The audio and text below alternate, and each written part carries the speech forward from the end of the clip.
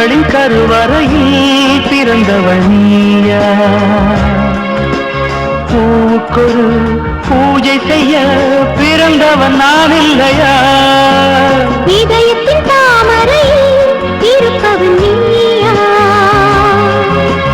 தாமரைக்குள் வீடு கட்டி தந்தவன் நான் இல்லையா? ஓடோடி வந்ததால் உள்மூச்சு வாங்குது.